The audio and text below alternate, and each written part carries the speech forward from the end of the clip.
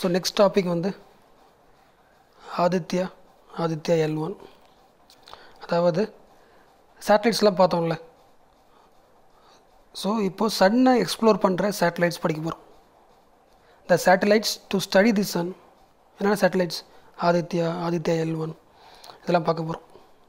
Okay, இதை படிக்கிறதுக்கு முன்னாடி நீங்கள் ஒரு வார்த்தை போட்டிருக்கு பாருங்கள், லக்ராஞ்சியன் பாயிண்ட் போட்டிருக்கா.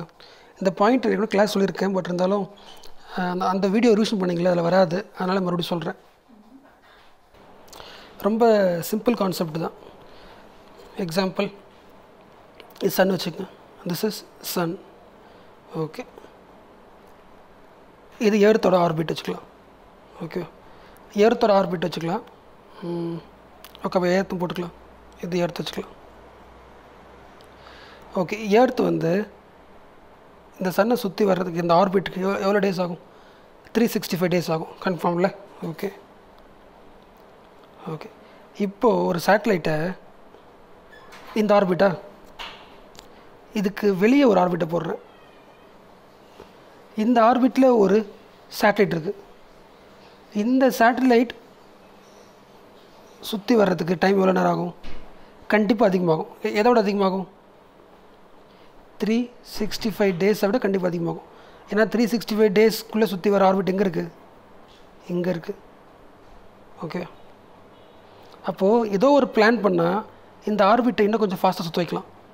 இந்த சேட்டலைட்டை இன்னும் கொஞ்சம் ஃபாஸ்ட்டாக சுற்ற வைக்கலாம். அதாவது சொன்ன பாயிண்ட் புரிஞ்சிச்சுல உங்களுக்கு? ஓகே, போயிட்டானா? அப்பா இருக்கான்.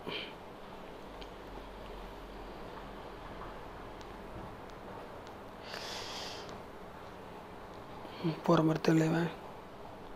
ஸோ மறுபடியும் சொல்கிறேன். இது சன்னு, இது எர்த், இது சேட்டலைட். இந்த சேட்டலைட்டை இன்னும் கொஞ்சம் ஃபாஸ்ட்டாக சுற்ற வைக்க ட்ரை பண்ணுறோம். அப்போது என்ன பண்ணுறோம்? இந்த இடத்துல ஏதோ ஒரு பாயிண்ட்டு தேடுறோம். இந்த ஆர்பிட்டில் ஏதோ ஒரு பாயிண்ட்டை தேடி எங்கே ஃபிக்ஸ் பண்ணால் அந்த சேட்டலைட் இன்னும் ஃபாஸ்ட்டாக சுற்றணும்னு ட்ரை பண்ணுறோம். எல்லாருக்கும் தெரியும் தானே? கண்டிப்பாக. எங்கே ஃபிக்ஸ் பண்ணலாம்? இங்கே ஃபிக்ஸ் பண்ணலாம்ல.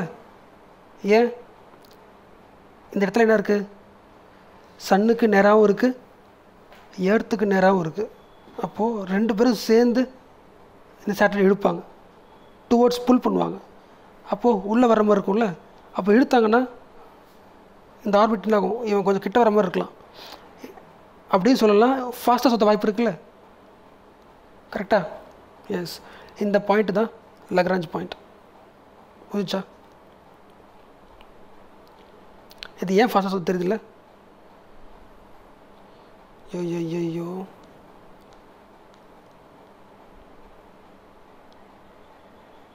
ரெக்கார்ட் ஆகுதா? ஓகே ஓகே ஓகே அப்போது ஏதோ ஒரு பாயிண்ட்டு, அந்த பாயிண்ட்டில் ஒரு சேட்டலைட்டை ஃபிக்ஸ் பண்ணிட்டா அதோட ஸ்பீடை அதிகமாக்கலாம். எதை பேஸ் பண்ணி? கிராவிட்டியை பேஸ் பண்ணி. அப்போது சன்னோட ஆல்ரெடி இப்போ இங்கே பார்த்தோம்ல, இங்கேயும் சேட்டலைட் இருக்குது. இந்த சேட்டலைட்டோட கிராவிட்டி யார் இழுக்கிறா? சன்னு மட்டும்தான் இழுக்குது. அப்போ பெரிய கான்ட்ரிபியூஷன் பண்ண முடியாது. ஆனால் இந்த சேட்டலைட்டை ரெண்டு பேரும் இழுக்கிறதால டுவோர்ட்ஸ் கிட்ட வர வாய்ப்பு இருக்குது. அப்போ கிட்ட வந்தாலே ஏற்கனவே படிச்சிட்டோம்ல, ஒரு ஆர்பிட் இருக்குது, கிட்ட இருக்க ஆர்பிட் ஃபாஸ்ட்டாக சுற்றும், வெளியே இருந்தால் லேட்டாக சுற்றும் பார்த்தோம்ல. எஸ், அப்போ இந்த மாதிரி பாயிண்ட்டை முடிவு பண்ணி அந்த பாயிண்ட்டில் ஃபிக்ஸ் பண்ணுறாங்கல்ல, அந்த பாயிண்ட் லக்ராஞ்ச் பாயிண்ட். ஓகேவா? எக்ஸாம்பிள், இந்த பாயிண்ட் எல்லாமே லக்ராஞ்ச் பாயிண்ட் தான். ஏன்? இங்கே ஃபிக்ஸ் பண்ணால், இந்த இடத்துல ஃபிக்ஸ் பண்ணால் என்ன ஆகும்? ரெண்டு கிராவிட்டி கிடைக்கும். சன்னோட கிராவிட்டியும் கிடைக்கும், எர்த்தோட கிராவிட்டி கிடைக்கிறதால, இதோட புல் அதிகமாக இருக்கிறதால இந்த சேட்டலைட் வழக்கமானதை விட கொஞ்சம் சீக்கிரமாக ரெவல்யூஷன் பண்ணி முடிக்கும். புரிஞ்சா? ஓகே, அப்போது வெயிட் பண்ணுங்கள். சன், எர்த் ஆர்பிட், அதுக்கு மேலே இருக்க இன்னொரு ஆர்பிட். எர்த்தை வரைஞ்சாச்சு. ஸோ எர்த்துக்கு நேராக இருக்கிற இங்கே ஒரு சேட்டலைட் ஃபிக்ஸ் பண்ணியாச்சு. இங்கே ஃபிக்ஸ் பண்ணதுக்கப்புறம் என்ன ஆகுனா, இந்த எர்த் எங்கெல்லாம் போகுதோ, இப்போ எர்த் இங்கே போயிடுச்சுன்னா இவனும் இந்த சேட்டலைட் என்ன பண்ணுவாங்க? கரெக்டாக இங்கே வர மாதிரி டைம் ஃபிக்ஸ் பண்ணுவாங்க. அடுத்து எர்த் இப்போ இங்கே வருதுன்னா அந்த சேட்டலைட்டையும் கரெக்டாக இங்கே வந்து ஃபிக்ஸ் வர்ற அளவுக்கு ஃபிக்ஸ் பண்ணுவாங்க. அப்போது எர்த் எங்கெல்லாம் போதும் அங்கெல்லாம் கரெக்டாக நான் இப்போ என்ன தெரியல உங்களுக்கு. ஒரு எர்த் இருக்குது, சேட்டலைட் இருக்குது, சன் இருக்குது, கிராவிட்டி சேமாக இருக்கும். அழகாக ஈஸியாக என்ன பண்ணலாம், புல் பண்ணலாம், இழுக்கலாம். இந்த பாயிண்ட் லக்ராஞ்ச் பாயிண்ட். ஓகே. அப்போ உங்களுக்கு ஒரு கொஸ்டின் இப்போ ஒரு ஞாபகம் வரணும்ல. கொஸ்டினோட இந்த ரிசல்ட் வந்துருக்கணும் உங்களுக்கு. என்ன ரிசல்ட்னா, சன்னு சுற்றி வர ஆர்பிட்டு, இது எர்த்து. அப்போ இந்த லக்ராஞ்ச் பாயிண்டில் ஒரு சேட்டலைட்டை ஃபிக்ஸ் பண்ணுறோம். ரைட்டா?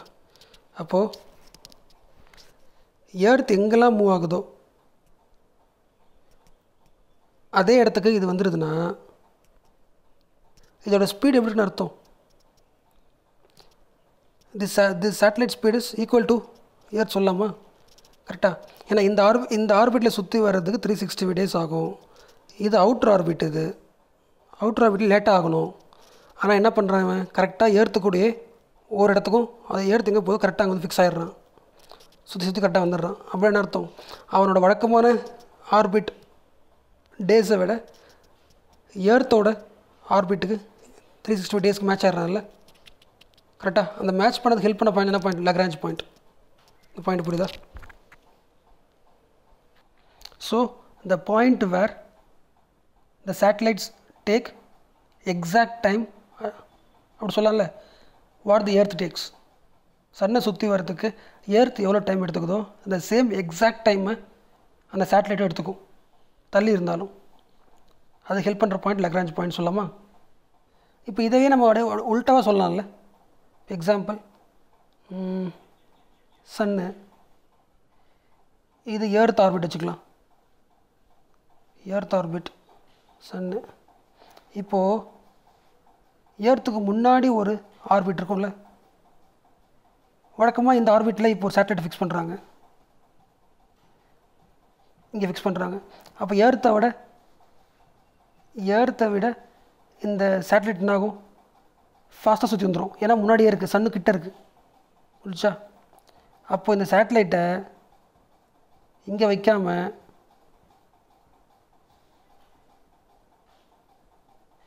இங்கே ஃபிக்ஸ் பண்ணுறாங்க. அப்போ என்ன ஆகும், இந்த ஏர்த் என்ன பண்ணும், கிராவிட்டியை இப்படி இழுக்கும், சன்னு இப்படி இழுக்கும். அப்போ அதோட டைம் என்ன ஆகும், ஸ்லோ ஆகும்ல. எஸ். அப்போ ஏர்த் என்ன பண்ணுது, it reduces the gravity of the satellite சொல்லலாமா? கரெக்டாக? சப்போஸ் சன்னு சொல்கிறப்போ சன்னு இழுக்குது, சன்னு இப்படி இழுக்குது, சன் இப்படி இருக்குது, அதுக்கு எதிராக ஏர்த்து இப்படி எடுக்கிறான். அப்போது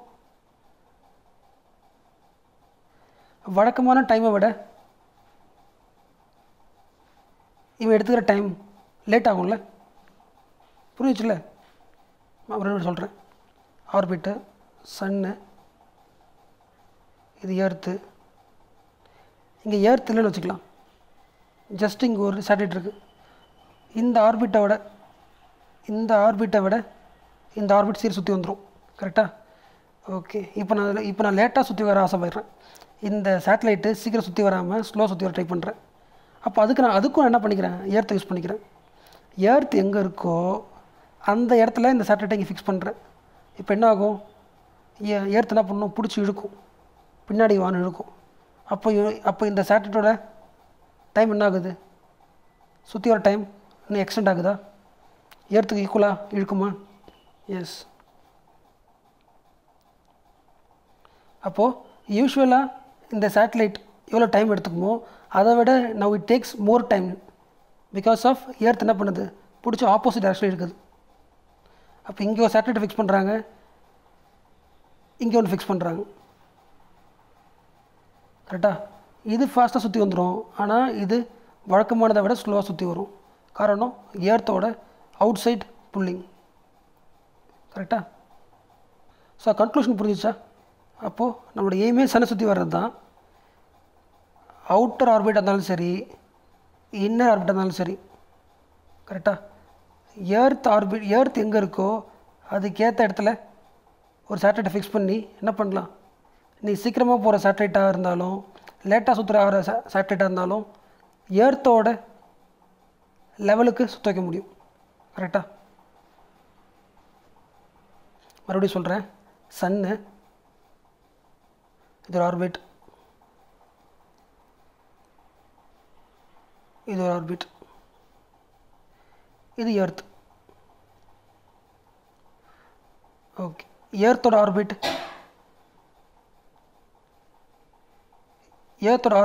டேக்ஸ் 365 days. கரெக்டாக? அப்போ இது வெளியே இருக்கிற ஆர்பிட்டு 365 ப்ளஸ், உள்ளே இருக்கிற ஆர்பிட்டு 365 மைனஸ். ஓகேவா? அப்போ இந்த ஆர்பிட்டில் ஓடுற ஒரு சேட்டலைட்டையும் உள்ளே ஓடுற சேட்டலைட்டையும் ரெண்டுத்தையுமே ரெண்டுத்தில் ஏதாவது ஒன்று கூட வச்சுக்கலாம். எர்த் 365 சுற்றி வருதுல, 365 டேஸில் எர்த் சுற்றி வருது. அதே டைமுக்கு இந்த சேட்டலைட்டையோ எர்த்து கூடவே சுற்றி வர்றதுக்கு, எர்த் எங்கெல்லாம் போதோ அங்கெல்லாம் ஃபிக்ஸ் பண்ணுறதுக்கு, எர்த் எங்கெல்லாம் போதோ அங்கெல்லாம் ஃபிக்ஸ் பண்ணுறதுக்கு ஒரு பாயிண்ட் ரெடி பண்ணுறோம்ல, ஒரு இந்த ஆர்பிட்டில் ஒரு இடம் ரெடி பண்ணுறோம்ல, அந்த பாயிண்ட் தான் லக்ராஞ்ச் பாயிண்ட். புரிஞ்சா? என்ன பாயிண்ட் சொல்ல வரும், புரியுதா? ஸோ அப்போ லக்ராஞ்ச் பாயிண்ட்ன்றது எர்த்துக்கு வெளியே இருக்கிற பாயிண்ட் மட்டும் கிடையாது, உள்ளே இருக்கிற பாயிண்ட்டும் வரும். அப்போ பாயிண்ட்னா என்ன? அப்போ என்ன கன்க்ளூஷன் என்னது? எர்த்தோட ரெவல்யூஷனுக்கு எவ்வளோ டைம் எடுத்துக்குமோ அதே டைம் அளவுக்கு ஃபாஸ்ட்டாக சுற்றுற சேட்டலைட்டையோ இல்லை ஸ்லோவாக சுற்றுற சேட்டலைட்டையோ அதுக்கு ஈக்குவலாக மேட்ச் பண்ணுற பாயிண்ட் தான் என்ன பாயிண்ட்? Lagrange point. இப்போ உங்களுக்கு இது புரியுதா பாருங்கள். இங்கே லக்ராஞ்ச் பாயிண்ட் போட்டிருக்கா? லக்ராஞ்ச் பாயிண்ட்டுக்கு ஷார்ட்கட் என்னது? L1. இப்போ இங்கே ஆதித்ய L1 என்னன்னு புரியுதா உங்களுக்கு? எஸ், உங்களுக்கு லக்ராஞ்ச் பாயிண்ட் தெரியும் இப்போது. கரெக்டாக? சன்னு ஆர்பிட்டு, சாரி வேறு போடுறேன், சன்னு எர்த்து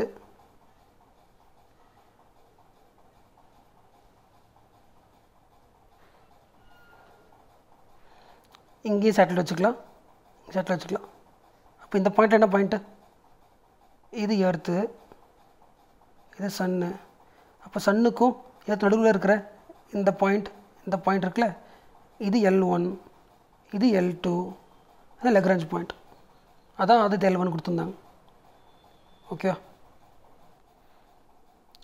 இந்த பாயிண்ட் இருக்குல்ல, இங்கே ஒரு பாயிண்ட் ஃபிக்ஸ் பண்ணுறேன், இந்த பாயிண்ட் L3. புரிஞ்சா? இதுக்கு ஆப்போசிட்டில் ஏன் இது L3 சொல்கிறேன், புரியுதா உங்களுக்கு?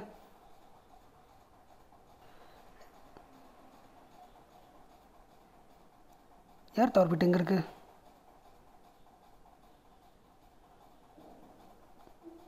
இங்கே இருக்குல்ல, L1. வெயிட் பண்ணுங்கள்.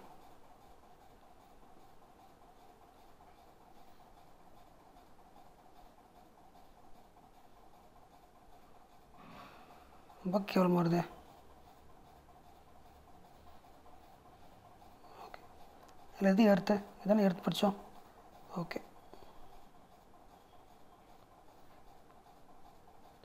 ஸோ உள்ள ஒரு சேட்டலைட்டு, வெளியே ஒரு சேட்டலைட், L1 L2. நம்ம ஏன் இது L1 L2 சொல்கிறோம்? இது வந்து எர்த் ஆர்பிட்டில் முன்னாடியோ அதை கிடையாது. இந்த பாயிண்டில் ஃபிக்ஸ் பண்ணிங்கன்னா எர்த்து சுற்றி கரெக்டாக வந்துகிட்டே இருக்கும், 365 சுற்றிட்டு வந்துகிட்டே இருக்கும். கரெக்டாக? எஸ். இப்போது நான் இங்கே ஒரு பாயிண்ட் வைக்கிறேன் பாருங்களேன், இங்கே ஒரு பாயிண்ட் வைக்கிறேன். இப்போ இங்கே ஒரு சேட்டலைட் இருக்குது. இந்த சேட்டலைட் எந்த ஆர்பிட்டில் இருக்குது? எர்த் ஆர்பிட் தானே இருக்குது. அப்போ எர்த் ஆர்பிட் இருந்துச்சுனாலும், எர்த் ஆர்பிட்டில் ஒரு சேட்டலைட் இருக்குன்னா அது எத்தனை டேஸ் சுற்றி வரும்? 365 days தானே? எஸ். அதனால் இதுவும் L3 சொல்லலாமா?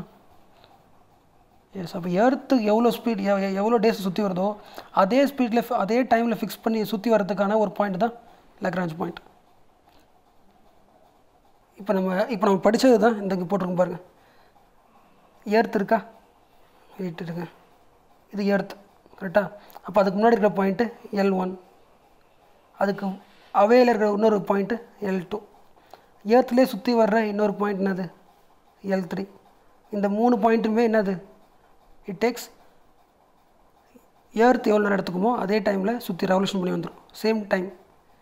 ஓகே, இது பண்ணிச்சுல. L4 என்னன்னு புரியுதா? இது L4, இது L5. அதாவது எர்த் எங்கே இருக்கோ, அதாவது லக்ராஞ்ச் பாயிண்ட் சொல்லலாம். லக்ராஞ்ச் பாயிண்ட்டுக்கும் இதுக்கும் மன ஆங்கிள் இருக்குல்ல 60 டிகிரி ஆங்கிள் ஃபார்ம் பண்ணுற பாயிண்ட் தான் L4 L5. சொல்ல புரியுதா? லக்ராஞ்ச் பாயிண்ட்னு சொல்லலாம், இல்லை ஏர்த்துன்னு சொல்லலாம். ஏர்த்து இருக்கிற இடத்துக்கும் அதுக்கும் டிகிரி இருக்குல்ல, சன்னுக்கு ஒரு டிகிரி போடுறோம்ல, 60 டிகிரியில் போகிற பாயிண்ட் L4 L5. L4 இந்த பாயிண்ட்டு L4 சொல்கிறாங்க, இது L5 சொல்கிறாங்க. இது ஏன் லக்ராஞ்ச் பாயிண்ட் சொல்கிறாங்க புரியுதுல்ல? இது எந்த ஆர்பிட்டில் இருக்குது? ஏர்த்தோட ஆர்பிட்டில் இருக்குது. அப்போ ஏர்த்தோட ஆர்பிட்டில் நான் ஃபிக்ஸ் பண்ணுற டைம் என்ன ஆகும்? 360 டேஸில் சுற்றி வந்துடும்ல. எஸ், அதனால் அந்த பாயிண்ட் L4 L5 வைக்கிறாங்க. அது லக்ராஞ்ச் பாயிண்ட். ஸோ இப்போது ஆதித்யா படிக்கலாம். ஆதித்யா என்ன தெரியும்ல? What is Aditya? Hindi name தானே, சன்னோட ஹிந்தி பேர் தான் ஆதித்யா. இப்போ ஆதித்யா L1 உங்களுக்கு தெரியும்ல, L1 லக்ராஞ்ச் பாயிண்ட். L1 சொல்கிறாங்களே, ஓகே. இந்த பாயிண்ட் ஏன் முக்கியம் உங்களுக்கு தெரியுதா? ரொம்ப சிம்பிள். இது அந்த சுற்றி வரதுக்கு உங்களுக்கு புரிஞ்சிருக்கும். இன்னும் ஒன்று லாஜிக்கலாக இந்த பாயிண்ட் நான் வச்சுங்க. அதாவது இது ஃபஸ்ட் பாயிண்ட் சொன்னது தான். இந்த ஆதித்யாலாம் அதோட எய்ம் என்ன? சன்னை படிக்கணும். So study the sun. கரெக்டாக எந்த வித டிஸ்டர்பன்ஸும் இல்லாமல் ஒரு சேட்டலைட் ஆதித்யான்ற ஒரு சேட்டலைட்டை ஃபிக்ஸ் பண்ணி சன்னை படிக்கணும். ஓகேவா? இப்போது இன்னொரு சொல்கிறேன். ரெக்கார்ட் ஆகுதா? ஓகே. இது சன் வச்சுக்கலாம், இது எடுத்து வச்சுக்கலாம். ஓகேவா? இதில் நம்ம ஏர்த்துலேருந்து படிக்க போகிறோம். யாரை படிக்க போகிறோம்? சன்னை படிக்க போகிறோம், சேட்டலைட் அனுப்பி. கரெக்டாக? ஆனால் ஏர்த்து 24 ஹவர்ஸும் சன்னை பார்த்துட்ருக்கு. இல்லை 12 ஹவர்ஸ் டே, மிச்சம் 12 ஹவர்ஸ் நேரம் திரும்பிடும். கரெக்டாக? அப்போ 12 ஹவர் அப்போ ஒரு சேட்டலைட் நீ ஃபிக்ஸ் பண்ணிங்கன்னா 12 ஹவர்ஸ் தான். நம்ம ஏர்த்து கிட்டே இருந்துச்சுன்னா 12 ஹவர்ஸ் தான் பார்க்க முடியும் சன்னை. மிச்சம் 12 ஹவர்ஸ் நைட்டாக இருக்கும். அப்போ சன்னை எக்ஸ்ப்ளோர் பண்ண முடியாது. இப்போ 24 ஹவர்ஸும் சன்னை பார்த்துட்டே இருக்கணும். அதுக்கு ஒரு இடத்த ஃபிக்ஸ் பண்ணலான்னு முடிவு பண்ணுறாங்க. ஒரு பாயிண்ட்டை. அதான் லக்ராஞ்ச் பாயிண்ட்டாக இருக்குது. அதுக்கு நீங்களே தெரியும் பாருங்கள். சன்னா, இது ஏர்த்தா. இப்போ நான் சேட்டலைட்டை எங்கே ஃபிக்ஸ் பண்ணுறேன்? இங்கே ஃபிக்ஸ் பண்ணுறேன். இங்கே ஃபிக்ஸ் பண்ணிட்டு என்ன ஆகும்? ஏர்த்தை தான் சுற்றிக்கலாம். கரெக்டாக? அதை சுற்றிக்கலாம். ஆனால் இருந்தாலும் அது மூவ் ஆக இது என்ன ஆகும்? இது மூவ் ஆகிடும். சொல்ல புரியுதா? ஏர்த்து மூவ் ஆக இந்த சேட்டலைட் என்ன ஆகிடும்? வந்துகிட்டே இருக்கும். மூவ் ஆக சேட்டலைட்டும் வந்துடும். அப்போ கம்ப்ளீட்டாக 24 ஹவர்ஸும் சன்னுக்கு எதிரிலே இருக்குது. கரெக்டாக? சன்னுக்கு எதிரிலே இருக்குது. இன்ஃபர்மேஷனை ஏர்த்துக்கு கொடுத்துட்டே இருக்கலாம். ஏர்த்துக்கு நைட்டு வராது. இது என்ன பாயிண்ட்? இது ஃப்ரண்ட்டில் இருக்க பாயிண்ட் L1 பாயிண்ட். புரிஞ்சிச்சுல? அதான் அதுக்கு பேர் ஆதித்யா L1. இன்னொன்று சொல்கிறேன். அப்போ சன்னு வச்சுக்கலாம், ஏர்த்துன்னு வச்சுக்கலாம். லக்ராஞ்ச் பாயிண்டில் ஃபிக்ஸ் பண்ணிட்டேன். அப்போ ஏர்த் எங்கெல்லாம் போதோ அங்கெல்லாம் இந்த சேட்டலைட் வந்துடுது. ஏர்த் எங்கெல்லாம் போதோ அங்கெல்லாம் இந்த சேட்டலைட் இந்த பாயிண்டில் வந்துடுது. கரெக்டாக? அப்போ அப்படி பார்த்தோன்னா இந்த சேட்டலைட் இருக்குல்ல, இது கூட யார் கூட வந்துட்டுருக்கு? ஏர்த் கூட தான் வந்துட்டுருக்கு. ஆனால் இது யார் சுற்றி வருது பார்த்தீங்களா? 24 ஹவர்ஸ் சன்னை சுற்றி வருது. அப்போ லக்ராஞ்ச் பாயிண்ட் வழியாக இந்த ஆதித்யா L1 சேட்டலைட் 24 ஹவர்ஸ் யாரை சுற்றி வருது? சன்னை சுற்றி வருது. கரெக்டாக? எஸ். சேம் டைம் ஏர்த் எப்படி சுற்றி வருதோ அதே டைம் எடுத்துக்கிட்டு 24 ஹவர்ஸ் சுற்றி வருது. அதான் ஏதோ ஸ்பெஷாலிட்டி. லக்ராஞ்ச் பாயிண்டோட ஸ்பெஷாலிட்டி வச்சுக்கலாம். ஆதித்யா 1 வருது. ஆதித்யா 1 இதோட ஏர்த்தோட கிராவிட்டி வச்சுக்கிட்டு கம்ப்ளீட்டாக 24 ஹவர்ஸ் சுற்றி வருது சன்னு. ஓகே.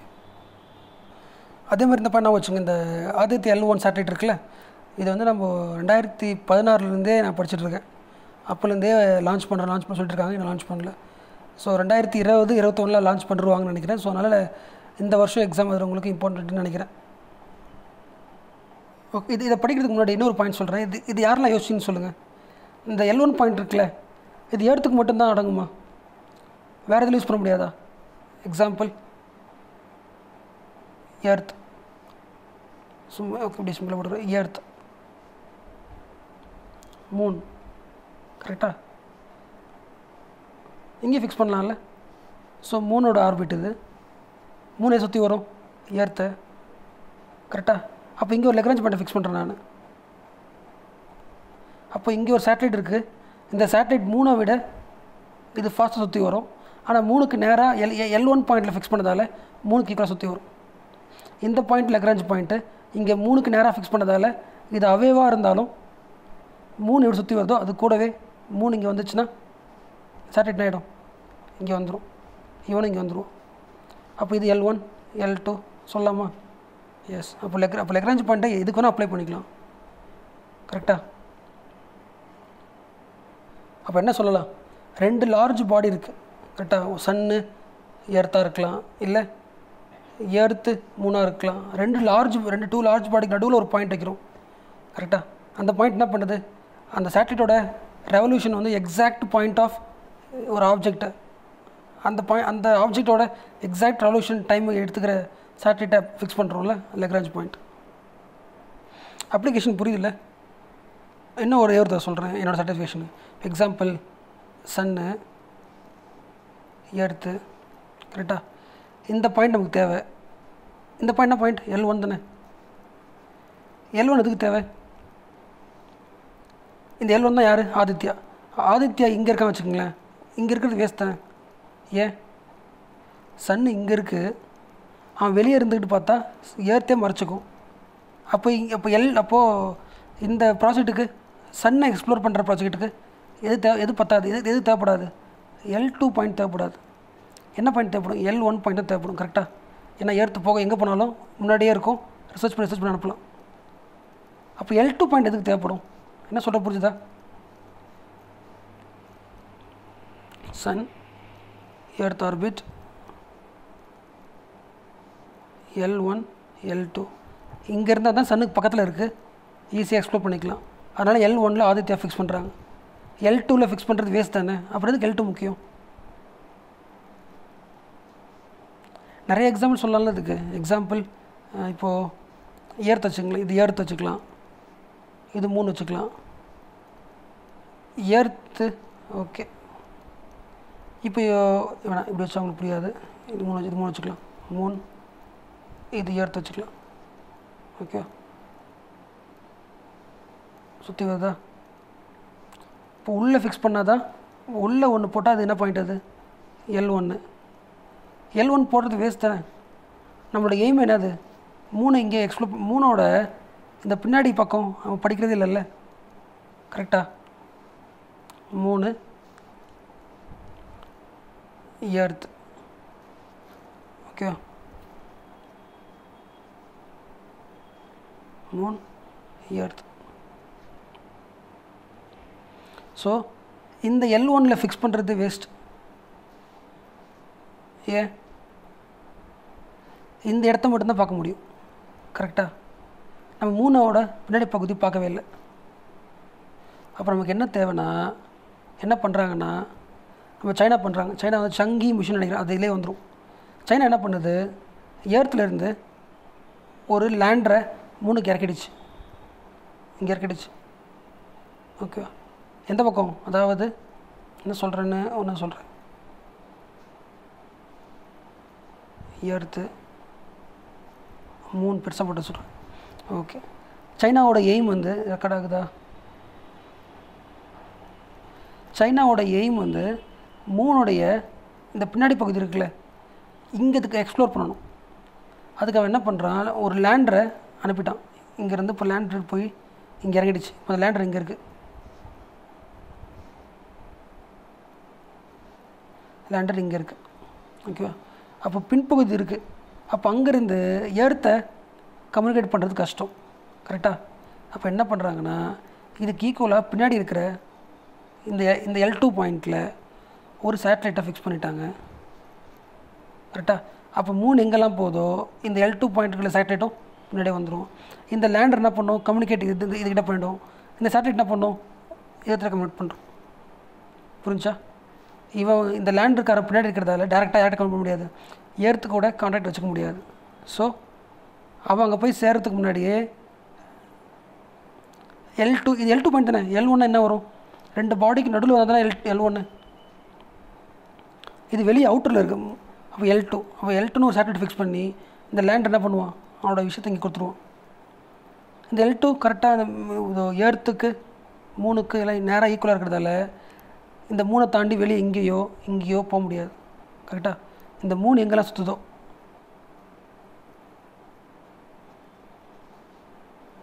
இந்த மூன் எங்கெல்லாம் போதோ அங்கெல்லாம் அந்த சேட்டலைட் போயிட்டே இருக்கும். அதே சமயத்தில் உள்ளே இருக்கிற லேண்ட் என்ன பண்ணிருக்கும், இன்ஃபர்மேஷனை கொடுத்துக்கிட்டே இருக்கும். அவன் திருப்பி எடுத்து கொடுத்துருவோம். அப்போ இங்கே என்ன பாயிண்ட் யூஸ் ஆகுது, L2 பாயிண்ட் யூஸ் ஆகுதுல்ல. எஸ், இந்த மாதிரி ஒவ்வொரு பாயிண்ட்டுக்கும் ஒரு இன்ஃபர்மேஷன் சொல்கிறாங்க. இதை விட இன்னொரு பெட்டர் எக்ஸாம்பிள் சொல்லலாம். வெயிட் பண்ணுங்கள். சன்னு, எர்த். ஓகேவா, நம்ம அதை படிச்சிருப்போம்ல, ஹபிள் டெலிஸ்கோப். ஞாபகம் இருக்கா? Hubble telescope, HBBLE. Hubble telescope என்ன பண்ணோன்னா, இங்கே ஸ்பேஸில் இருக்கிற இன்ஃப்ராரெட் ரேடியேஷனையும் அல்ட்ராவயலட் ரேடியேஷனையும் எக்ஸ்ப்ளோர் பண்ணும் ஹபிள் டெலிஸ்கோப். அது ரொம்ப பழைய டெலிஸ்கோப், அது ரிட்டையர் ஆக போகுது. அடுத்து புதுசாக வந்து அடுத்த வருஷம் 2021-20 அந்த ஜேம்ஸ் வெப் டெலிஸ்கோப் லான்ச் பண்ண போகிறாங்க. ஸோ ஜேம்ஸ் வெப் டெலிஸ்கோப்போட மெயின் எய்மும் ஸ்பேஸில் இருக்கிற இன்ஃப்ராரெட் ரேடியேஷனை அனலைஸ் பண்ண போகுது. இன்னொரு முக்கியமான பாயிண்ட்டு நீங்கள் எல்லாம் தெரிஞ்சுக்கணும். எந்த பாடி ஹீட் ஆகுதோ அந்த எல்லா பாடியுமே இன்ஃப்ராரெட்டை எமிட் பண்ணும். இந்த பாயிண்ட் புரிஞ்சுக்கிட்டிங்களா? எந்த பாடி ஹீட் ஆகுதோ அந்த பாடி எதை எமிட் பண்ணும், இன்ஃப்ராரெட்டை எமிட் பண்ணும். எக்ஸாம்பிள், இப்போ சன்னு ஹீட்டாக தானே இருக்கும், அப்போ அது எதை எமிட் பண்ணும், இன்ஃப்ராரெட்டை எமிட் பண்ணும். இது புரிஞ்சா? ஓகே. ஆனால் இப்போ ஜேம்ஸ் போகிறோம்ல, ஜேம்ஸ் வெப் டெலிஸ்கோப், அந்த டெலிஸ்கோப்போட எய்ம் வந்து சன்னு எமிட் பண்ணுற இன்ஃப்ராரெட்டை எக்ஸ்ப்ளோர் பண்ண போல் ஸ்பேஸில் வேறு இன்ஃப்ராரெட் இருக்கா, அந்த இன்ஃப்ராரெட்டோட எய்ம் என்ன அப்படின்றதுக்கு அனலைஸ் பண்ணுறதுக்காக தான் ஜேம்ஸ் வெப் டெலிஸ்கோப்பை லான்ச் பண்ண போகிறாங்க. அப்போது ஏர்த்துலேருந்து போகணும். அப்போ எந்த பாயிண்ட் கரெக்டாக இருக்கும் ஃபிக்ஸ் பண்ணலாம். இந்த L1 ஃபிக்ஸ் பண்ணால் சன்னோட ரேஸ் படும், அப்போ சன்னோட இன்ஃப்ராரெட் படும், அப்போ எக்ஸ்ப்ளோர் பண்ண முடியாது. அப்போ சன்னுக்கிட்டேருந்து மறைஞ்சிடணும், கம்ப்ளீட்டாக மறைஞ்சிடணும், எப்பவுமே தெரியக்கூடாது. அப்போது ஏர்த்துக்கு பக்கத்தில் இருக்கிற இங்கே ஃபிக்ஸ் பண்ணிட்டா என்ன ஆகிடும், ஏர்த் எங்கெல்லாம் போதோ அவனும் பின்னாடியே மேலே போயிடுவான், ஏர்த் எங்கெல்லாம் போதோ பின்னாடி மேலே போயிடுவான். கரெக்டாக? ஏர்த் எங்கே போனாலுமே மறைஞ்சிருவான். அப்போ சன்னோட ரேஸே படாது. எதுக்கு? இந்த இடத்துக்கு. அப்போ எந்த பாயிண்ட் இது? L2 பாயிண்ட் தானே. L2 பாயிண்ட்டோட இன்னொரு அப்ளிகேஷனுக்காக சொல்கிறேன் நான். அப்போ சன்னோட ரேஸே படாது. அப்போ சன்னோட இன்ஃப்ராரெட்டை தவிர்த்துட்டு மற்ற ஸ்பேஸில் இருக்கிற இன்ஃப்ராரெட்டை எக்ஸ்ப்ளோர் பண்ணிட்டுருவாங்க. ஓகே. இன்னொரு பாயிண்ட்டு, எல்லா பாடியுமே எமிட் பண்ணும் தானே, நம்ம பாடியே ஹீட்டு தானே. நம்ம பாடியே ஹீட்டாக இருந்துச்சுன்னா அப்போ நம்ம எதை எமிட் பண்ணுவோம், இன்ஃப்ராரெட் எமிட் பண்ணுவோம்ல. எஸ். அப்போது ஏதோ ஒரு டெலஸ்கோப் வச்சுக்கலாம். இப்போ எக்ஸாம்பிள் நான் சொன்னேன், அந்த ஜேம்ஸ் வெப் டெலஸ்கோப் இங்கே இருக்குன்னு வச்சுக்கலாம். அந்த டெலஸ்கோப் வந்து ஸ்பேஸில் இருக்க இன்ஃப்ராரெட்டை எக்ஸ்ப்ளோர் பண்ணணுன்னா முதல்ல அந்த பாடி எப்படி இருக்கணும், ஹீட்டை எமிட் பண்ணக்கூடாதுல்ல. அதுவே ஹீட் எமிட் பண்ணிடுச்சுன்னா அப்போ அதை சுற்றி என்ன ரேஸ் இருக்கும், அதோட இன்ஃப்ராரெட் தான் இருக்கும். அப்போது இந்த டெலஸ்கோப் வந்து 0 டிகிரி செல்சியஸ் கம்ப்ளீட்டாக கூலாக இருந்தால் தான் என்ன பண்ண முடியும், வெளியே இருக்கிற ஸ்பேஸில் இருக்கிற இன்ஃப்ராரெட்டை அனலைஸ் பண்ண முடியும் இல்லை. அதெல்லாம் எக்ஸாம்பிளாக சொல்கிறேன். அந்த மாதிரி சிஸ்டத்தில் இந்த ஜேம்ஸ் டெலஸ்கோப்பை ரெடி பண்ணுவாங்க, அது கம்ப்ளீட்டாக கூலாக வச்சுக்கிறதுக்கு. அப்போ கம்ப்ளீட்டாக கூலாக வச்சுக்கணுன்னா கண்டிப்பாக இது பார்க்கக்கூடாது, சன்னு படக்கூடாதுல்ல. அப்போ L1 பாயிண்ட்டை விட L2 முக்கியம். இதில் உங்களுக்கு இந்த பாயிண்ட் புரியுதா உங்களுக்கு? அதான் இதை பண்ணிட்டேனே, வெயிட் பண்ண. இப்போது சன்னு, இது எர்த்து, இந்த பாயிண்ட் தான் லெக்ராஞ்ச் பாயிண்ட். இந்த பாயிண்ட் லெக்ராஞ்ச் பாயிண்ட் வராது. கரெக்டாக? ஏன்னா இது என்ன கிடையாது, இந்த L2ல், சாரி பாய்ஸ், இந்த L2ல் தான் சன்னோட கிராவிட்டி இழுக்குது, எர்த்தோட கிராவிட்டி இழுக்கிறதால இது கரெக்டாக இது கூட சுற்றிட்டு வரும். கரெக்டாக? ஆனால் இவன் இருக்காம பாருங்கள், இவனுக்கு வந்து கிராவிட்டி சன்னு எங்கேயோ இருக்குது, எர்த் எங்கேயோ இருக்குது, எர்த் பக்கத்தில் இருக்குது. அப்போது அந்தளவுக்கு இழுக்க முடியாது. அவன் இழுக்க முடியலன்னா எர்த்தை தாண்டி போக வாய்ப்பு இருக்குது. எர்த்து கூடவே சுற்றி வரணும்னு அவசியம் கிடையாது. ஆனால் இவன் 2 பேர்கிட்டையும் மாட்டிக்கிட்டான், சன்னுக்கிட்டையும் மாட்டிக்கிட்டான், ஏற்றுக்கிட்டையும் மாட்டிக்கிட்டான். அப்போ இந்த கிராவிட்டி, அப்போ சன் எங்கெல்லாம் போதோ அங்கெல்லாம் கரெக்டாக இவனு வந்துடுவான். புரிஞ்சில்ல? அதனால தான் என்ன பாயிண்ட், இது லெக்ராஞ்ச் பாயிண்ட். இந்த பாயிண்ட் வராதுல்ல, மற்ற பாயிண்ட்லாம் வராதுல்ல. ஓகே. அப்போ எக்ஸாம் இப்படி கேட்டாங்கன்னா சொல்கிறீங்களே, ஜேம்ஸ் டெலிஸ்கோப்பை லான்ச் பண்ணுறது எந்த பாயிண்ட்டில், L1 L2 கேட்டால் L2ல்.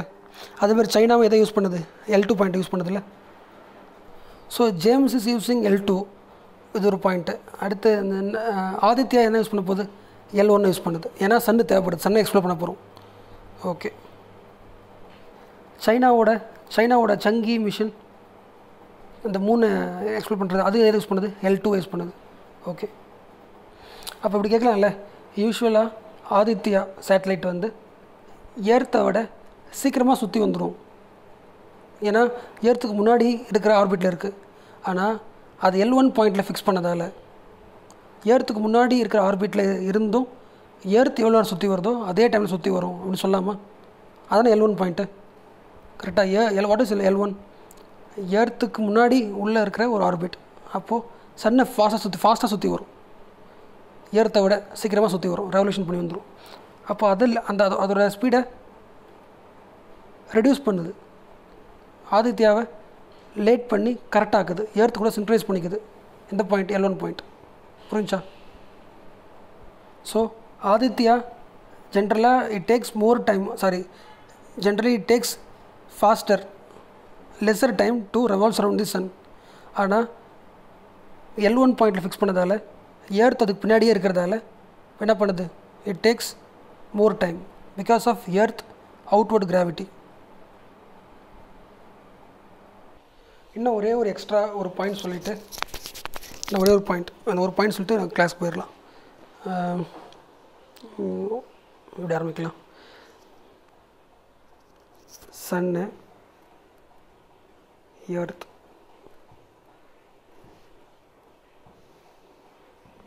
எர்த்தோட ஆர்பிட். கரெக்டாக? ஓகே. இது L1, இது L2. இப்போது அதை விட்டுருங்க. L3 எதை பார்த்தோம்? L3 இதெல்லாம் பார்த்தோம். ஓகே. இந்த L1, L2, L3 எல்லாமே டெம்ப்ரவரி மீன்ஸ் என்னென்னா, இப்போ எக்ஸாம்பிள் இங்கே ஒரு இது இப்போ L1 இருக்கு வச்சுங்களேன். இப்போ இந்த பாயிண்ட் வச்சுங்களேன். இப்போ ஏதாவது ஒரு ஸ்பேஸ் தானே, ரெக்கார்ட் ஆகுதா? ஓகே, ஸ்பேஸ் தானே. இப்போ ஸ்பேஸில் ஏதாவது வந்து நேச்சுரல் ஆப்ஜெக்ட்ஸ் இருக்குல்ல, ஏதாவது ஒரு ஆப்ஜெக்ட் இருக்கீங்க, இந்த ஆப்ஜெக்ட் எடுத்துக்குள்ளே வந்து இதை இடிச்சிடலாம்ல. அப்படி இதை வந்து டிஸ்ட்ராய் பண்ணிச்சுன்னா என்ன ஆகும்னா வெளியே போயிடும், ஆர்பிட்டோட வெளியே போயிடும். L2லையும் அதே மாதிரி தான். இப்போது இங்கே ஒரு சேட்டலைட் இருக்குன்னா இந்த சேட்டலைட்டை ஈஸியாக என்ன பண்ணுற முடியும்? டிஸ்டர்ப் பண்ணுற முடியும். வெளியே வர்ற எதாவது கிராவிடேஷனல் வேவ்ஸாலேயோ சரி, இல்லை ஃபோர்ஸாலேயோ இல்லை வேறு ஏதாவது ஆப்ஜெக்டாலேயோ இதை இடிச்சுன்னா இது என்ன ஆகிடும்?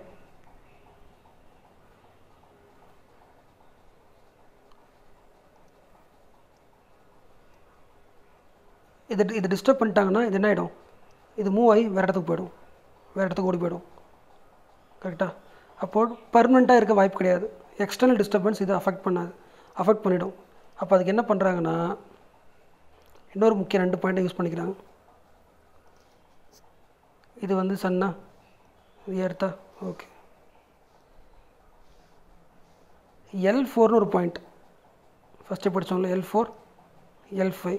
கரெக்டாக? அதாவது சன்னுக்கும் எர்த்துக்கும் ஃபார்ம் ஆகிற 60 டிகிரி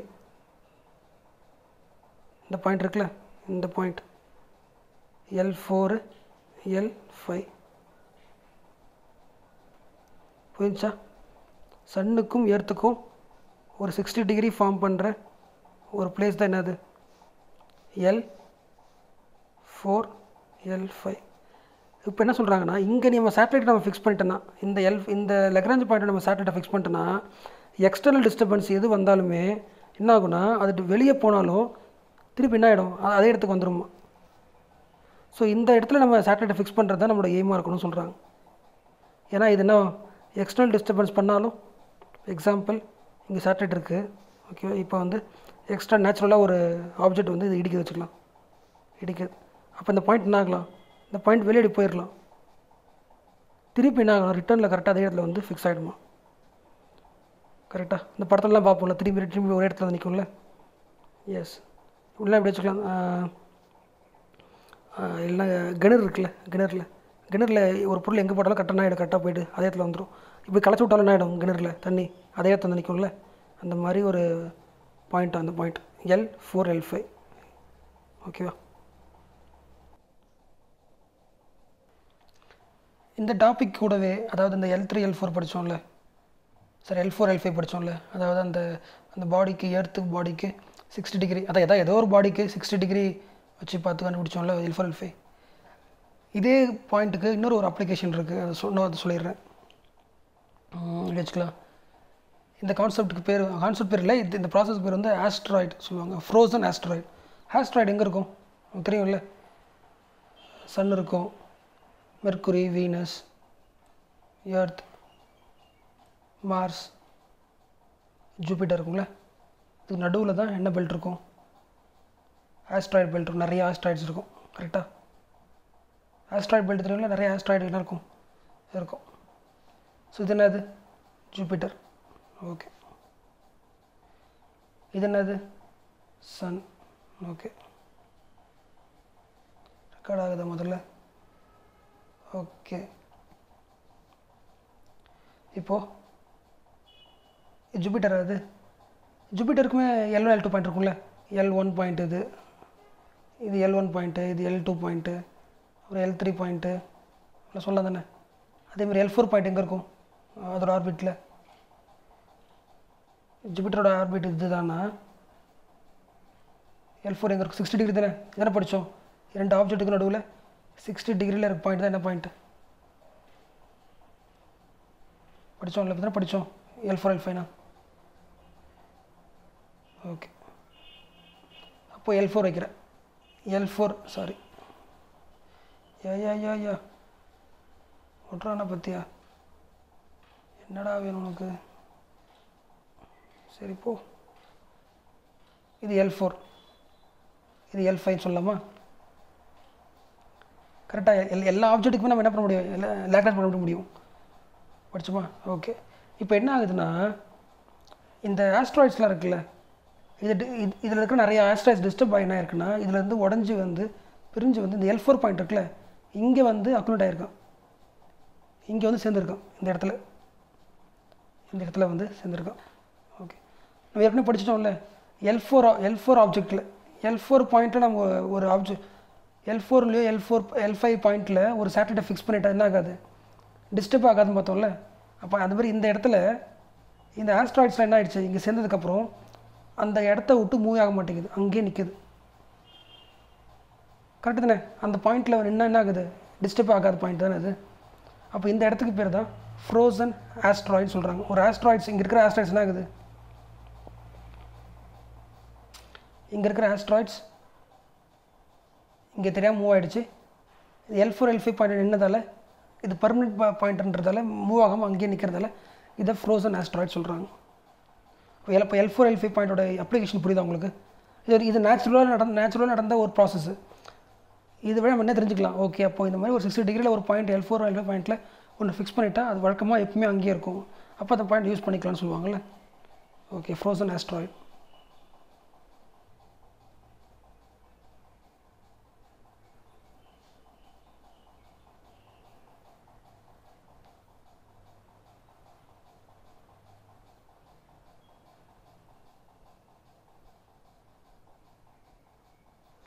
இன்னும் லாஸ்ட்டாக ஒன்றுங்கிறது வேறு இஸ் தட். ஓகே, இன்னும் ஒரே ஒரு பாயிண்ட் மட்டும் சொல்லிடுறேன். அது இது ஃபஸ்ட்டே சொல்ல வேண்டியது தான், கொஞ்சம் கொஞ்சமாக பிரேக் பண்ணி சொல்லலாம், அதெல்லாம் கடைசியாக சொல்கிறேன். இப்போ நான் ஈஸியாக புரிஞ்சுக்க முடியும். Sun, earth, L1 L2 okay. இப்போது இங்கே சயின்டிஸ்ட் என்ன சொல்கிறாங்கன்னா, இந்த L1 L2 L3லாம் இருக்குல்ல, இந்த 3 இடத்துல L1 L2 L3ல இந்த இடத்துல நீங்கள் ஒரு சேட்டலைட்டை ஃபிக்ஸ் பண்ணிட்டீங்கன்னா அது என்ன பண்ணுதுன்னா, எர்த் எங்கெல்லாம் போதோ அதுவும் போகும், சன்னை சுற்றி வந்துடுமா, கரெக்டாக. So it travels around the sun, இது எல்லாருக்கும் தெரிஞ்ச விஷயந்தான். கூடவே இந்த பாயிண்ட் இருக்குல்ல, இந்த பாயிண்ட்டை சுற்றி வந்துகிட்டே இருக்காது. சொல்கிற புரியுதா? இந்த மாதிரி சுற்றி வருதில்ல, அப்போது இது ஒரு ஆர்பிட் உருவாகுதில்ல, இந்த ஆர்பிட்டுக்கு பேர் ஹேலோ ஆர்பிட். சொல்கிறது புரியுதா? ஒரு சேட்டலைட்டை ஃபிக்ஸ் பண்ணுறோம், ஃபிக்ஸ் பண்ணியாச்சு, அது என்ன பண்ணும், எர்த் எங்கெல்லாம் போதோ அங்கெல்லாம் அதுவும் போகும், ஸோ அது உங்களுக்கு தெரியும், உங்களுக்கு நான் சொல்லணும்னு அவசியம் இல்லை. ஓகே, ஃபிக்ஸ் பண்ணியாச்சு. ஸோ எர்த் எங்கெல்லாம் போகுதோ அது கூடவே சுற்றி அப்படியே போயிட்டுருக்கும். இது ரவுண்டு தானே. கூடவே என்ன பண்ணுது, இந்த பாயிண்ட்டை, இது அந்த சேட்டலைட்டை, இந்த பாயிண்ட்டை சுற்றி அந்த சேட்டலைட் என்ன பண்ணிட்டு இருக்கு, தானே சுற்றிக்குது. ரெண்டுமே பண்ணுது. அந்த அந்த L1 பாயிண்ட்டை சுற்றி இந்த சேட்டலைட் என்ன பண்ணிட்டே இருக்குது, சுற்றி வந்துகிட்டே இருக்குது. ஓகே, இதுக்கான காரணம் வந்து கிராவிடேஷனல் வேவ்ஸாக இருக்கலாம், இல்லை அங்கே ஏதாவது வந்து என்ன சொல்கிறது, ஏதாவது தெரியாத பாயிண்ட்ஸாக இருக்கலாம். கரெக்டாக அதுதான் கண்டுபிடிக்கிறாங்க. இந்த ஆர்பிட்டுக்கு பேர் ஹேலோ ஆர்பிட். இந்த மாதிரி சுற்றுறதை வச்சு அப்போது என்ன பண்ணுது, இப்போது சிம்பிளாக சொல்கிறேன். சன்னு ஒரு ஆப்ஜெக்ட் இருக்குது. ஒரு ஆப்ஜெக்ட்னு ஒன்று இருக்கிறதால தான் எர்த் என்ன பண்ணுது, சுற்றி வருது. ஏன்னா சன்னோட கிராவிடேஷன் ஃபோர்ஸ் தான் எர்த்தை இழுத்ததால தான் எர்த் நாங்கள் சுற்றி வருது. கரெக்டாக அதே மாதிரி எதை வச்சுக்கலாம். இப்போ இங்கே ஒரு சேட்டலைட் இருக்குது. அப்போ இது சுற்றி வருதுனால காரணமும் என்னது, எர்த் இருக்குது, எர்த் இழுக்குது, சன்னும் இழுக்குது, அப்போ இது சுற்றி வரும். கரெக்டாக. ஆனால் சன், எர்த், இந்த லெக்ரான்ஜ் பாயிண்ட்டை சுற்றி ஒரு சேட்டலைட் சுற்றி வருதுன்னா இங்கே எதாவது பொருள் இருக்கணும் தானே. ஆர்பிட் தானே, ஒரு ஆர்பிட்டை உருவாக்குறதுக்கு கண்டிப்பாக ஒரு பொருள் இருக்கணும்ல. ஆனால் இங்கே எதுவுமே இல்லையா, ஜஸ்ட் ஒரு பாயிண்ட். இந்த பாயிண்ட்டை சுற்றி ஏன் சுற்றி வருது அப்படின்னு கேட்குறாங்க. இந்த ஆர்பிட் பேர் Halo orbit. L1, L2, L3 இந்த பாயிண்ட்டை சுற்றி சேட்டலைட்ஸ் என்ன ஆகுமா, சுற்றிக்கிட்டே இருக்குன்னு சொல்கிறாங்க.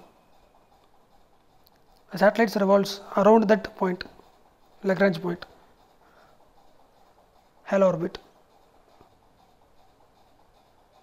Lagrange pointல எந்த point stable, L4, L5 point stable. Okay, நம்மளோட எய்ம் அப்போ என்னவாக இருக்கணும், L1ல் லான்ச் பண்ணுறது L4, L5 இல்லையா, L4, L5க்கு எக்ஸாம்பிள் அப்ளிகேஷன் பார்த்தோமா, ஃப்ரோசன் ஆஸ்ட்ராய்ட். L1 பாயிண்ட்டுக்கான அப்ளிகேஷன், அதாவது எர்த்துக்கு முன்னாடியே இருக்கிற ஆர்பிட்டை எர்த்துக்கு ஏற்ற மாதிரி சுற்ற வைக்கிறதுக்கு அப்ளிகேஷன் என்ன பார்த்தோம், ஆதித்யா பார்த்தோம். L2 பாயிண்டோட அப்ளிகேஷன் தான் பார்த்தோம், சைனீஸ் பார்த்தோம்ல. சைனாவோட சங்மா பேர் வந்து போச்சு, சங்கி மிஷின் பார்த்தோம். எர்த்துக்கு வெளியே இருக்கும், ஆனால் எர்த்துக்கு ஏற்ற மாதிரி சுற்றிட்டு இருக்கும். மூணுக்கு வெளியே இருக்கும், 3 சுற்றிட்டு இருக்கும். இன்னொன்று பார்த்தோமே, ஜேம்ஸ் வெப் டெலஸ்கோப், அதுவும் என்ன அர்த்தம், அவுட்டரில் இருக்கும். ஏன், சன் மேல் பார்க்கக்கூடாது. இப்போ L2 பாயிண்டோட அப்ளிகேஷன் பார்த்தோம். ஓகே, ஸோ இப்போ வந்து நம்ம ஆதித்யா போகலாம். இதுக்கப்புறம் நீங்களே படிச்சிடலாம். இல்லை எப்பயுமே வந்து சயின்ஸ் அண்ட் டெக்னாலஜி சரி, என்வரான்மெண்ட்டில் ஞாபகம் வச்சுக்க வேண்டியது இருக்குது. சயின்ஸ் அண்ட் டெக்கு, எக்கனாமி, அதிலெல்லாம் அந்த கான்செப்ட் தெரிஞ்சிட்டா போதும். அந்த லைனை படிக்கணும் அவசியம் இல்லை, அந்த ஆப்ஷனை பார்த்தாலே அடிச்சிடலாம். ஓகே, இந்த ஆதித்யா பார்க்கறதுக்கு முன்னாடி அந்த ஜேம்ஸ் பார்க்கலாமா, அதில் இருக்குன்னு நினைக்கிறேன். இந்த இருக்கு பாருங்கள், ஜேம்ஸ் டெலஸ்கோப். உங்களுக்கே தெரியும், நம்ம வரைக்கும் படித்த பாயிண்ட் ஞாபகம் இருக்குல்ல உங்களுக்கு, நல்லா படித்தோம். ஜேம்ஸ் டெலஸ்கோப்புன்றது ஃப்யூச்சரில் வரப்போகிற அட்வான்ஸ் டெலஸ்கோப்பு. எதை பார்க்க போகுது, இன்ஃப்ராரெட்டை. இது வந்து இன்ஃப்ராரெட் டெலஸ்கோப் தானே இது. ஆமாம், எதை பார்க்க போகுது, ஸ்பேஸில் இருக்கிற இன்ஃப்ராரெட்டை பார்க்க போகுது. கரெக்டாக. எந்த பாயிண்டில் இருக்க போகுது, L2 பாயிண்டில் இருக்க போகுது. பார்த்தோம்ல, சன்னில் தெரியணுமா, சன்னில் தெரியக்கூடாது. அதில் அதான் வேறு பாயிண்ட்டே கிடையாது, அதோ போட்டு பாருங்கள். அப்போ இந்த பாயிண்ட் கரெக்டாக பாருங்கள். அதாவது ஜேம்ஸ் வெப் டெலஸ்கோப் என்பது நெக்ஸ்ட் ஜென்ரேஷன் ஸ்பேஸ் டெலஸ்கோப் சொல்லலாமா, ஃப்யூச்சரில் தான் வரப்போகுது. ஓகே, இதை போட்டு பாருங்க. It will be the biggest telescope mirror to fly in the space. இந்த பாயிண்ட் முக்கியம். பிக்கெஸ்ட் வந்து இருக்கு, கரெக்ட் ரோ. ஓகே, இருக்கிறதுலே மேலே போக போகிற லார்ஜஸ்ட் டெலஸ்கோப் இது. லார்ஜஸ்ட்னாலும் ஒன்று தான், பிக்கெஸ்ட்னாலும் ஒன்று தான். எதுக்கு போகுது, டு கலெக்ட் இன்ஃப்ராரெட் லைட். கரெக்டாக, yes. Which Hubble is not very sensitive to. என்ன புரியுதுல்ல, ஹப்பிள் வந்து இன்ஃப்ராரெட்டுக்கு சென்சிட்டிவாக இருக்காது, ஏன்னா அதை எமிட் பண்ணாது. கரெக்டாக. அடுத்து போட்டு போகிறேன். Hubble emits its own heat which could obscure the infrared reading. Therefore we have to make it absolute zero in temperature. படிச்சோமா, எல்லா பொருளுமே என்ன எமிட் பண்ணும், ஹீட்டை. அதனால் ஹப்பிள் என்ன பண்ணக்கூடாது, எமிட் பண்ணாமல் இருக்கிறதுக்கு அது 0 டெம்பரேச்சர் பண்ணணும். பார்த்தோமா, yes. And rest at the point in space is called Lagrange point 2. கரெக்டாக என்ன சொல்கிறாங்க, புரியுதுல. அதாவது இந்த பிக்கெஸ்ட் டெலஸ்கோப் ஹப்பை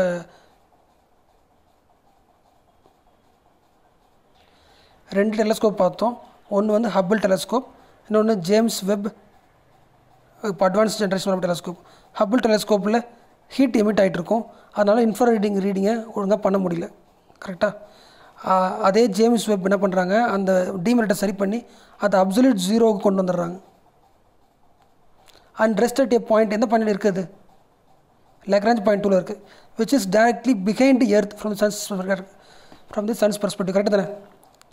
ஏர்த்துக்கு முன்னாடியே இருக்கும், ஏர்த்துக்கு பின்னாடி தான் இருக்கும், சன்னை மறைஞ்சிருக்கணும்ல. இந்த பாயிண்ட் புரியுதில்ல? James Webb telescope will run close to absolute zero in temperature. கரெக்டாக அது டெம்பரேச்சர் டிகிரி 0வாக இருக்கணும், இல்லைனா என்ன ஆகிடும், ஹப்பிள் மாதிரி அதுவும் ஹீட்டை எமிட் பண்ண ஆரம்பிச்சிடும். ஓகே, அது எங்கே ரெஸ்ட் பண்ண போகிற பாயிண்ட்டு, எந்த பாயிண்ட், லக்ராஞ்ச் பாயிண்ட் 2ல், அதாவது ஏர்த்துக்கு வெளியே behind the earth from the sons perspective. இப்போ சன்னில் பார்த்தீங்கன்னா அது தெரியாது, ஏர்த்துக்கு பின்னாடி இருக்கிற மாதிரி சன்னுக்கு தெரியும்.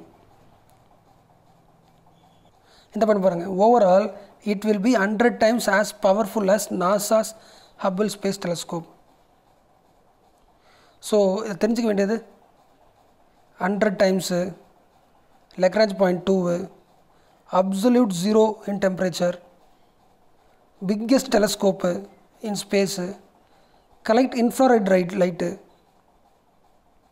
ரைட்டா? இந்த பாயிண்ட்லாம் இப்போ அவங்களுக்கு ஆமாம்லாம் இம்பார்ட்டண்ட், இதெல்லாம் நம்ம மாற்றி போட்டுருன்னு தெரியுதுல்ல. அதெல்லாம் உங்களுக்கு தெரியறதுக்கான காரணம் என்னென்னா, நீங்கள் டெஸ்ட் எழுதி பார்த்ததில் தான். இதை மாற்றலாம், இந்த பாயிண்ட்டை மாற்றலாம், இன்ஃப்ராரெட் ரேட்டு மாற்றலாம், அப்சல்யூட் ஜீரோ மாற்றலாம் அப்படின்றது உங்களுக்கு மைண்டுக்குள்ளே வருதில்ல. அது டெஸ்ட்டு இதனால தான். ஸோ டெஸ்ட்டு தான் உங்களை வந்து எந்த பாயிண்ட் முக்கியம்னு உங்களுக்கு தெரியும். நான் சொல்லும்போது ஓகே இந்த பாயிண்ட்லாம் முக்கியம் தெரியும் உங்களுக்கு. இந்த பாயிண்ட்லாம் நம்ம லாஜிக்கலாக படித்தாச்சு. ஸோ இதெல்லாம் உங்களுக்கு மறக்காது. இன்னும் ஒரு தடவை படிக்கலாம். ஹப்பிளை விட இது ஏன் முக்கியமானது? 2 basic reason for this being more powerful than Hubble. James வந்து நெக்ஸ்ட் ஜென்ரேஷன் ஸ்டார்ட்லேயே சொல்கிறோம்ல, நெக்ஸ்ட் ஜென்ரேஷன் பேர் டெலஸ்கோப் சொல்கிறோம்ல, அது காரணம் வந்து பிக்கெஸ்ட். அதே சமயத்தில் ஹப்பிளை விட 7 மடங்கு லைட்டை வந்து உள்வாங்கிக்கும். 7 times light will be caught. அதிகமானதை அந்த இன்ஃப்ராரெட் லைட் தானே, இன்ஃப்ராரெட் லைட்டை 7 மடங்கு அதிகமாக வாங்கி ரிசர்ச் பண்ணும். யார்? James Webb. கரெக்டாக? Second, it is designed to collect infrared light which Hubble is not very sensitive to. என்ன சொல்கிறேன் புரியுதுல்ல? அதாவது இது ஹப்பிள், இது ஜேம்ஸ். சின்னதாக ஒரு குட்டியாக ஒரு இன்ஃப்ராரெட் வந்தால் கூட இது கேப்சர் பண்ணி படிச்சிடும். ஆனால் இது அவ்வளோ சென்சிட்டிவ் கிடையாது. அதான் சொல்கிறாங்க. அப்போ which is more sensitive? James is more sensitive. சென்சிட்டிவாக இருக்கிறதால தான் அதிகமாக இன்ஃப்ராரெட் லைட் என்ன பண்ண முடியும், வாங்கிக்க முடியும். It is design to collect infrared light. Hubble is not very sensitive. ஹப்பிளும் கலெக்ட் பண்ணுது இன்ஃப்ராரெட்டை, அந்தளவுக்கு சென்சிட்டிவ் கிடையாது, அந்தளவுக்கு மைனூட் கிடையாது. ஸோ இன்ஃப்ராரெட்டை படிக்கிறது வழியாக நம்மளோட எய்ம் என்ன? இந்த டெலஸ்கோப் வந்து இன்ஃப்ராரெட்டை படிக்குது, அந்த இன்ஃப்ராரெட் லைட்ஸை படிக்குது. இன்ஃப்ராரெட் லைட்டை படிக்கிறது வழியாக எப்போ நம்ம கேலக்ஸி உருவாச்சு, நான் ஃபஸ்ட்டு படித்தோம்ல, இன்ஃப்ராரெட்னா ரொம்ப தூரமாக போகுதுன்னு அர்த்தம். இந்த ஃபார்மேஷன் ஆஃப் யூனிவர்ஸில் படித்தோம்ல, அதான் போட்டிருக்கு. இந்த டெலஸ்கோப் வச்சுக்கிட்டு இந்த இன்ஃப்ராரெட் வியூவை கண்டுபிடிக்கிறது வழியாக எப்போ வந்து பிளானட் ஃபார்ம் ஆச்சு, நியூலி ஃபார்ம்டு பிளானட் சிஸ்டம், நம்ம யூனிவர்ஸோட ஃபஸ்ட்டு கேலக்ஸி எப்போ உருவாச்சு அப்படிலாம் தெரிஞ்சுக்கலாம். Yes, the telescopes infrared view will pierce through the obscuring cosmic dust to reveal the universe first galaxies. Okay, இப்போ ஃபஸ்ட் லைன் போகலாம். The James Webb space telescope, shortcut JWST, will be a large infrared telescope with 6.5 meter primary mirror. The telescope was planned to launch 2018, ஆனால் இன்னும் launch பண்ணல. இதை உருவாக்குறது it is an international collaboration between NASA, ESA, Canada agency எல்லாம் சேர்ந்து பண்ணுறாங்க. அப்போது நாசாவும் பண்ணுது, யூரோப்பியன் ஸ்பேஸ் ஏஜென்சி பண்ணுது, கனடாவும் பண்ணுது. 3 பேர் சேர்ந்து உருவாக்குறது தான் என்னது, இந்த James Webb space telescope. The James Webb Space Telescope is the creation of நாசான்னு சொன்னால் தப்பு. கரெக்டாக? Hubble space telescope is the creation of NASA சொன்னால் கரெக்ட். அதான் ஃபஸ்ட்டு பார்த்தோம். ஹப்பிள் டெலஸ்கோப் வந்து நாசா உருவாக்குச்சு, ஆனால் அந்த ஜேம்ஸ் வெப் டெலஸ்கோப்பு இந்த 3 பேர் சேர்ந்து உருவாக்குறாங்க. NASA, ESA European space agency, Canadian space agency. இந்த பாயிண்ட் முக்கியம் இல்லை, இந்த பாயிண்ட் உங்களுக்கு முக்கியம் உங்களுக்கு இப்போயே தெரியும். ஏன்னா இல்லைனா இப்போ இது மாதிரி யார் உருவாக்குறாங்கன்னு சொன்னால் தப்புன்னு பண்ணுறோம் நம்ம. கரெக்டாக நமக்கு தெரியாத ஒரு கொஷின் வரும்போது அது இது யார் இனிஷியேட் பண்ணுறா அப்படின்னு சொல்லலாம் என்ன பண்ணுவோம், தப்பாக எடுத்துப்போம். அது அதாவது அந்த லைன் தப்பாக இருக்க வாய்ப்பு தூக்கிடுவோம். கரெக்டாக இப்போது நம்ம இன்னும் ஸ்ட்ராங்காக சில விஷயம் தூக்காமல் இருக்கிறதுக்கு இந்த பாயிண்ட் கிடைக்குது. அப்போ இன்னும் கொஞ்சம் அப்டேட் ஆகிறோன்னு அர்த்தம். கரெக்டாக அப்போ இந்த மாதிரி கொஷின் வரும்போது சயின்ஸ் அண்ட் டெக்கில் கொஸ்டின் வரும்போது நான் தப்பு பண்ண மாட்டோம், ட்ரிக்கில் அடிக்க மாட்டோம். நமக்கு யார் இனிஷியேட்டிவ் நமக்கு கண்டிப்பாக தெரியும். அப்போ ஸ்ட்ராங்காக அதை வச்சுப்போம். அப்போ பர்சன்டேஜ் என்ன ஆகுது, ட்ரிக் பர்சன்டேஜ் இன்னும் பாசிட்டிவ் ஆகும். எனக்கு இப்போ தான் நான் ஒரே ஒரு சைன்ட்ருங்க இந்த பாயிண்ட்டு. ஓகே, பாசிட்டிவ்ஸ் மூலம் வருது. இந்த பாயிண்ட் சொல்லணும் நம்ம இந்த சன்னு, எர்த்து, அந்த L4 L5 பார்த்தோம்ல 60 டிகிரியில், இந்த பாயிண்ட்டு நமக்கு எப்படி யூஸ் ஆகும்னு பார்த்தோம்ல. இப்போ இந்தியாவுக்கு எப்படி யூஸ் ஆகும் பார்த்தா இந்த L1ல் L2ல் சேட்டலைட்டை ஃபிக்ஸ் பண்ணால் காலியாக வாய்ப்பு இருக்குது. ஏன்னா டெம்ப்ரரி. இந்த பாயிண்டில் ஃபிக்ஸ் பண்ணால் பெர்மனெண்ட்டாக இருக்கும். கரெக்டாக அப்போ பெர்மனெண்ட்டாக ஃபிக்ஸ் பண்ணுற அளவுக்கு நம்ம எதுக்காக அதை யூஸ் பண்ண போகிறோம் அப்படின்னா, நம்ம படிப்பாங்களே எல்லா ஊருக்குமே ஒரு ஸ்பேஸ் ஸ்டேஷன் இருக்குல்ல, எல்லா கண்ட்ரியுமே ஸ்பேஸில் அவங்க ரிசர்ச் பண்ணுறதுன்னு ஒரு ஸ்பேஸ் ஸ்டேஷன் இருக்கும். மனுஷங்க போய் தங்குவாங்களே, ஆஸ்ட்ரோநாட்ஸ் போய் தங்குவாங்களே. எஸ், அந்த மாதிரி நம்ம இந்தியாவோட ஸ்பேஸ் ஸ்டேஷன் உருவாக்கும் போது அவங்க இந்த பாயிண்டில் ஃபிக்ஸ் பண்ணிட்டாங்கன்னா என்ன ஆகலாம், எப்பயுமே அந்த இடத்த விட்டு நகர்ந்து போக முடியாது. நம்ம படத்துலலாம் பார்ப்போம்ல, நம்ம ஸ்பேஸ் ஸ்டேஷன் அவங்க காணாமல் போயிடும், அப்படியே அங்கே விட்டு ஓடி போயிடுவாங்க, ஸ்பேஸ்லேயே மறைஞ்சிருவாங்க சொல்லுவாங்களே. அப்போ இந்த பாயிண்டில் ஃபிக்ஸ் பண்ணிட்டா அவங்க என்ன பண்ண முடியாது, வெளியே ஏதோ ஒரு நேச்சுரல் என்ன சொல்கிறது கிராவிடேஷனல் வேவ்ஸோ ஏதோ டிஸ்டர்ப் பண்ணாலும் இந்த பாயிண்ட்டை விட்டு நகர முடியாது, ஸ்டேபிளாக அங்கேயே இருக்கும். அப்போ ஸ்பேஸ் ஸ்டேஷன் என்ன பண்ண தன்னோட ஒர்க்கை கண்டினியூ பண்ணும். கரெக்டாக அப்போ இதே இடத்துல இருக்கிறதால டிகிரி என்ன ஆகாது, சன்னுக்கும் எர்த்துக்கும் இந்த டிஸ்டன்ஸ் என்ன ஆகாது, டிஃபர் ஆகாது. அப்போ டிஃபர் ஆகாதால் இங்கேருந்து கம்யூனிகேஷன் ஈஸியாக இருக்கும். கரெக்டாக இந்த ஸ்பேஸ் ஸ்டேஷன் ஒரே இடத்துல நிற்காம போயிட்டான்டா. இந்த ஸ்பேஸ் ஸ்டேஷன் ஒரே இடத்துல இல்லாமல் மாறிக்கிட்டே இருந்துச்சுன்னா அதுக்கும் ஏற்றுக்கும் டிஸ்டன்ஸ் அதிகமாகிட்டே இருக்குல்ல. ஆனால் இதே பாயிண்டில் ஃபிக்ஸ் பண்ணிட்டா டிஸ்டன்ஸ் இப்போ ஒரே மாதிரி தானே இருக்கும். அந்த மாதிரி யூஸ் பண்ணிக்கலாம் அப்படின்ற ஒரு பாயிண்ட்.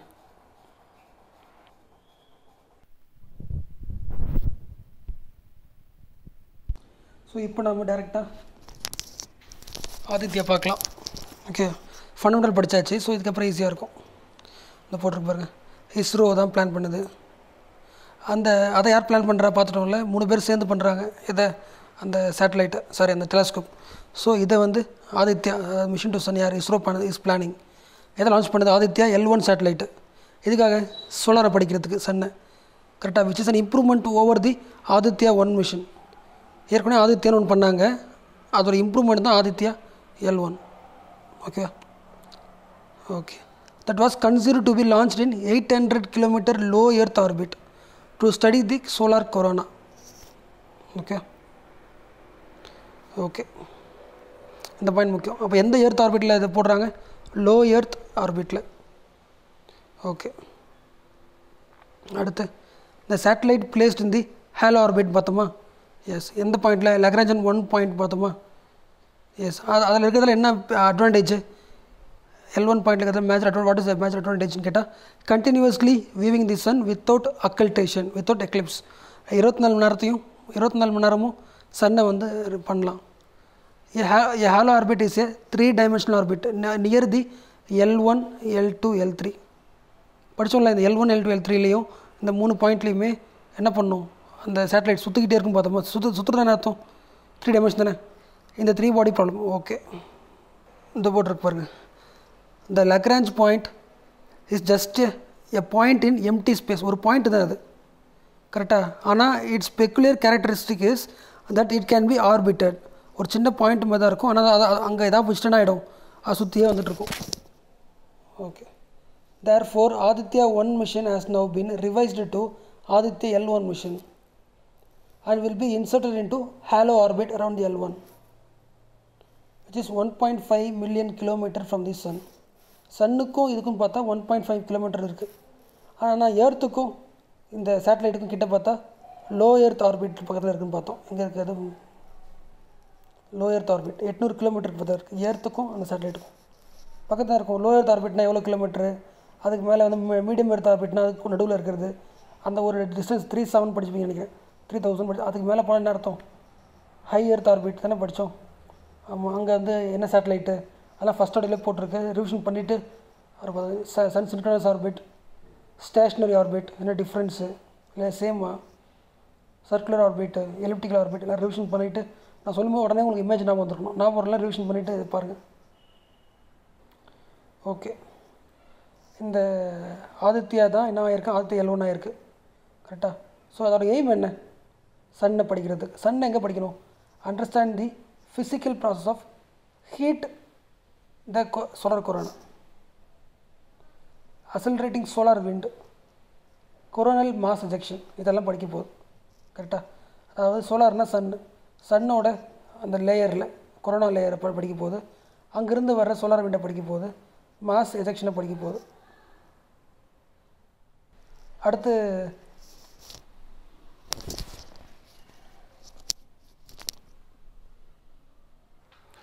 அண்டர்ஸ்டாண்டிங் தி லாக்ராஞ்சியன் பாயிண்ட் என்ன படித்தோம்ல. இது என்ன, தீஸ் ஆர் தி பொசிஷன், ஒரு பாயிண்ட் தானே அது, position in the orbital configuration of 2 large bodies படித்தோம்ல. 2 large body இருக்கும். வேர் a small object affected only by the gravity can maintain a stable position relative to 2 large bodies கரெக்டாக. 2 large bodiesக்கு நடுவில் குட்டியாக ஒரு இடம் இருக்கும். இந்த கிராவிட்டியால் அது ஒரே இடம் ஸ்டேபிளாக நின்றுடும் அப்படி. அதானே, அதான் Lagrangian points. These are the position in a orbital configuration of 2 large bodies where a small object affected only by gravity can maintain a stable position relative to 2 large bodies.